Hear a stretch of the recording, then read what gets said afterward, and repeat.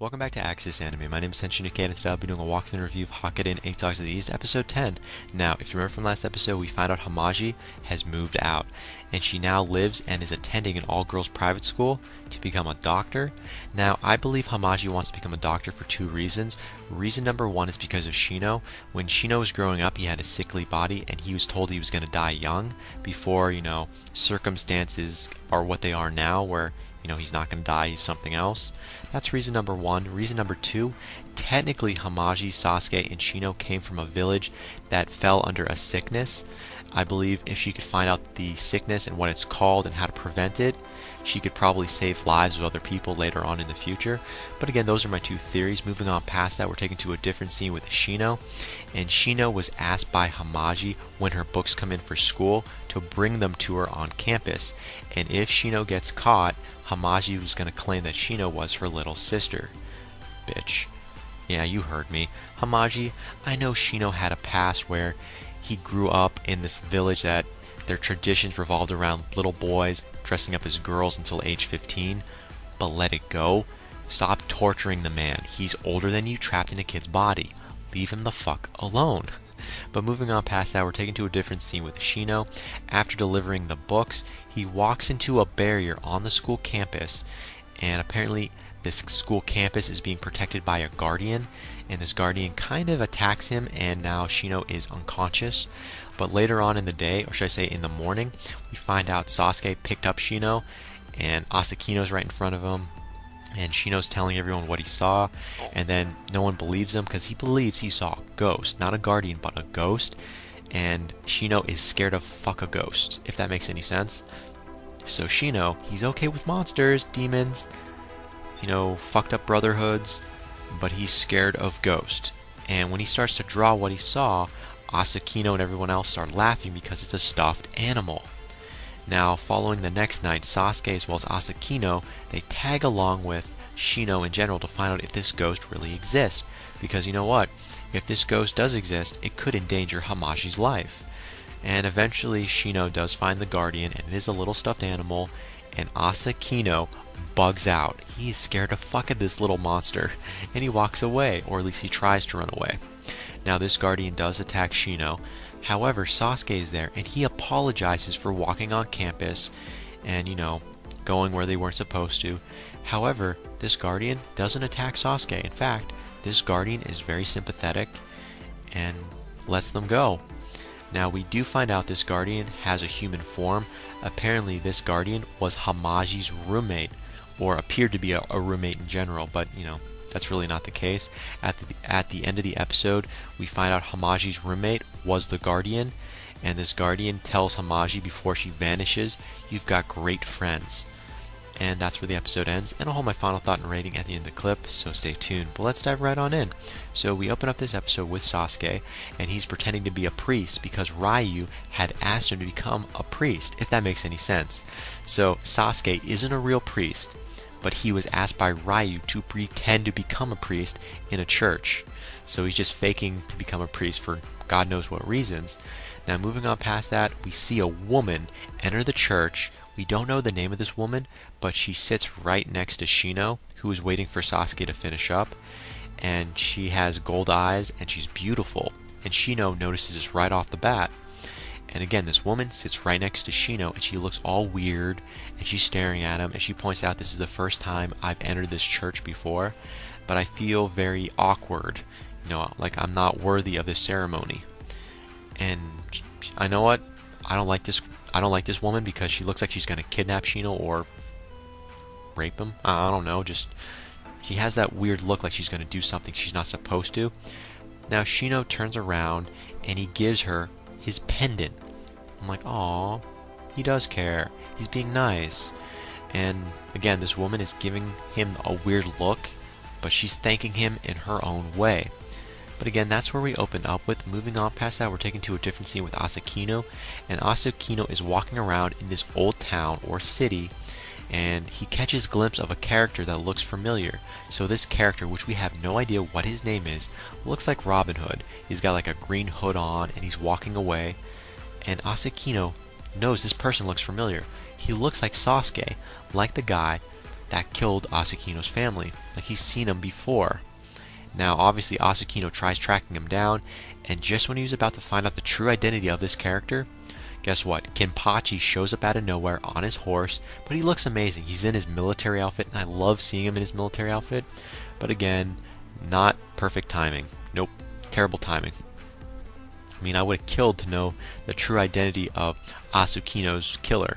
Or not Asukino's killer, but the person who killed Asukino's family. But again, this guy does kind of get away, so we don't get to see his real identity. So we're taken to a different scene with this woman who we saw at the beginning of the episode who entered the church. She's actually thinking about Shino. And I'm wondering, why the hell are you thinking about Shino?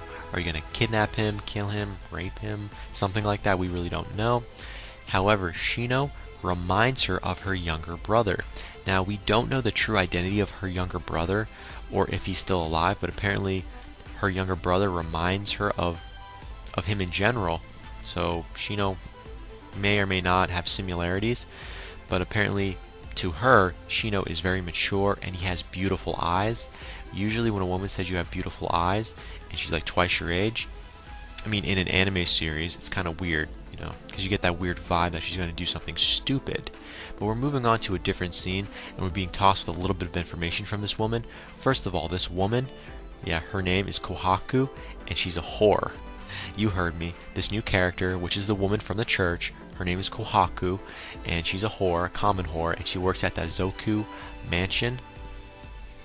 I don't know really what to say. No wonder why you felt at ease at the church, or should I say at a place. Now we are taken to a different scene with Asukino, and he's giving us some interesting information. Apparently 2 years ago, a man with a scar that he gave him, I should say Asukino gave a scar to this man who 2 years ago killed his family and took everything from him, actually took his heart. So the guy that killed his father, his family, took Asukino's heart. Now, in return, I should also point out, Asukino scars this man on the face. Now, it gets even better. Apparently, this man took Asukino's father's sword, Akabe. And apparently, Akabe was created after his sibling sword, Oza. Just putting that out there if you didn't know that already. Now, again, this killer didn't get off free. He has a scar on his face because of Asukino. Now, Asukino didn't get off free either because this killer took Asukino's heart. And you're wondering, wait, how is Asukino still alive if he doesn't have a heart?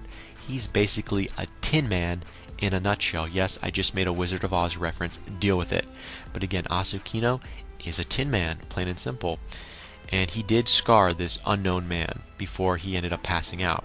Now we are taken to a different scene with Shino.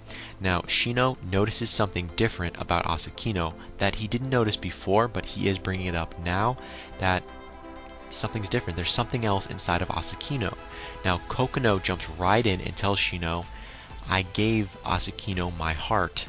Not in a loving sense, like I gave him my heart because I love him. No, I literally ripped out my heart and gave it to him. I'm like, huh? Wait a minute, so Asukino has your heart, which means you're a guardian or a spirit. So Shino basically tells Kokono, you're Yashahem. And we know nothing about Yashahem technically. However, Shino happens to know Yashahem, I guess, from his past or something like that, which is definitely worth mentioning. And again, Yashahem, which is Kokono, gives her heart to Asukino so he can live. And in doing so, she gives him a bead called Wisdom, which is what Shino is looking for. So that makes, what, 5 beads we know now? Definitely worth mentioning, because, you know, that's the name of the anime series, 8 dogs. 8 being 8 beads, technically, so now it's starting to make sense. We got another bead, which, again, definitely worth mentioning. Now, moving on past that, it gets kind of interesting, because we find out Kokono, or should I say not Kokono, Kohaku, wakes up the next day, and Kohaku is bleeding. She's spitting up blood, so you know she is sick. And apparently Shino kind of notices he picked up a bad vibe about Kokono, that she might be dying, that she is sick in general. So Shino does know that Kohaku is sick and dying. And Kohaku, again, in the morning, she is approached by the mysterious man. So this mysterious man appears right in her bedroom, and he wants to make a deal with Kohaku. I'm like, okay, what kind of deal? She's dying. Okay, so this mysterious man is the same mysterious man that killed, you getting this? Asukino's family. So it gets better and better and better, the anticipation of what the hell's about to happen. I was like, okay, so why is he here? What does Kohaku have that this man wants? I mean, this mysterious man is the guy that's responsible for killing Asakino's family. Does he know Kohaku? No, he doesn't. Is it her younger brother? No. He's just a random guy that shows up, and he wants to make a trade. He wants Kohaku's eyes. I was like, her eyes. I mean, she's dying, so she's not going to need them, but what can he possibly offer her that she'd say yes to? It gets better. In fact, he wants to trade her 1 extra week to live. I call bullshit. I know you have all this, like maybe a magical background or something, I don't know, but I would never have made that trade. I mean, think about it. If I'm going to give you my eyes, you better give me something damn worth it. 1 week to live ain't worth it. Immortality, maybe. Or maybe I'll wish for an extra set of eyes so you don't have to give your eyes away. I don't know. Some, money, something like very astounding, like something random, like I want to be a king, a god, something like you want 1 extra week to live and you're not going to have eyes. That don't make any sense. It really doesn't. So we're taken to a different scene with Sasuke, and apparently he's repairing the church. So he's being suckered into another one of Ryu's little bullshit cockamamie plans to help the church out. So Sasuke is repairing the rooftop on the church for these 2 old nuns that live in it. And Shino did tag along, but he sees these really, really old looking women that are nuns, and they scare the fuck out of him, so he runs away. And so Sasuke ends up doing all the work by himself. So we're taken to a different scene with Shino, and he actually runs into Genpachi, and as well as runs into Asakino. So Shino runs into Genpachi and Asakino in the middle of this old little town, and Musume, out of nowhere, detects a shadow. And Genpachi's actually trying to find out more about what Asakino's doing and who's he after, but that really goes nowhere. So we're taken to a different scene with Asakino, and he is face to face with the killer, with the shadow that Musume detected. And apparently this killer, or this shadow, knows Shino, and Shino was about to call this shadow a name. The name's called Sayu something, S-O-U. So apparently Shino, he claims he doesn't know who this guy is, but he does. And apparently this killer, or this shadow, knows Shino. Now we're taken to a different scene, and apparently this mysterious man mentions to Shino, it's not time to pick you up yet. I'm like, what the fuck does that mean? It's not time to pick you up yet? Apparently he wants Shino to collect all the beads for him, but he doesn't say that, but it's implied. So this shadow wanted to pick up Shino, but it's not time yet. Apparently he wants Shino to collect these beads, and he's going to take him once Shino has all these beads, or at least that's what it appears to be. However, we are taken to a different scene with the mysterious man, and he vanishes. And we're taken to a different scene with Kohaku. Apparently this mysterious man wants her eyes in exchange, like I said, for giving her 1 week to live. Still, he's going at it yet again. You're waiting to find out, is she going to say yes or no? We really don't know the real answer. So we're taken to a different scene with Shino, and he updates Ryu on this mysterious man that he saw. I mean, okay, so Shino's talking to the one man that may know something, Ryu. And Ryu basically explains to Shino, that's Sasuke. In a nutshell, that mysterious man is Sasuke's other half. I was like, what? So Sasuke has 2 halves. Sasuke's soul was split in half. So you have Sasuke 1 and Sasuke 2. The Sasuke that we know that's with Shino is an empty vessel. He's only alive because he's there to help Shino out. The moment he stops caring about Shino is when he's probably going to vanish. At the same time, this other Sasuke that we see is just the shadow version. And the object is that both Sasukes need to come together to complete themselves.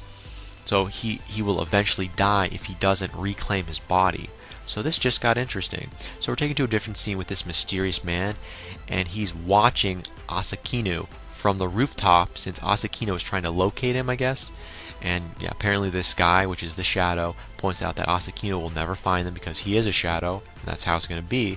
But we see what appears to be a nun right behind this shadow, and apparently they're friends or something like that. They know each other, and this nun is being referred to as the princess. So this nun is being referred to as a princess by the mysterious man. And apparently this nun, she saved the shadow.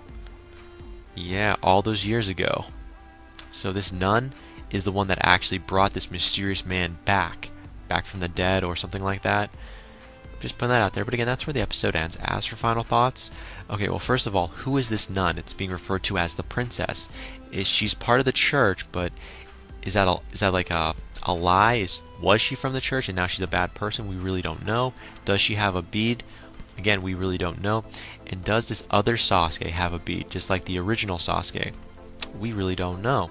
Moving on past that, Hamaji. What are you going to do with this guardian that lives on campus? I don't know. Is she going to be in the next episode? Team up with you? And Hamaji, do you have a bead? Just put that out there. And I'll throw in one more final thought. Now that we know a little more about Sasuke, what's going to happen once both Sasuke 1 and Sasuke 2 come together? Are they going to become half and half good, half bad, a totally different person? And is the scar from this shadow going to remain or is it going to vanish? We really don't know. But again, that is it for my final thoughts. As for my rating, 3.5 out of 5. I'm giving this a 3.5 out of 5 because I wasn't feeling it. Were there any fight scenes? No. We almost had a couple, but they were just avoided. Was there any romance or drama scenes? Romance? Fuck no. Drama, yes, with this woman called Kohaku, who is a whore, a common whore. That was a drama right there. But we really don't know a lot about her because who is her younger brother? We really do not know. There was no clarification. Was there any information? Yes. We know a little more about Asakino's background and his family as well as the killer. And that's about it. Again, final rating, 3.5 out of 5. But again, guys, that ends it for my walkthrough and review of Hakkenden 8 Dogs of the East episode 10. Definitely comment down below. Let me know. Thumbs up, thumbs down. Definitely subscribe. Check me out on Twitter and follow me if you like. But let me know what you thought of this episode, and let me know things that happen in the next episode that's coming out. But again, guys, that ends it for now, and I gotta hit the bricks, and I gotta go. I'm tired. Oh, you have no idea. I'm like exhausted. But before I go, I gotta say it, and I always say it. You can't stop the access, but you can watch the feed. I'll see you later, guys.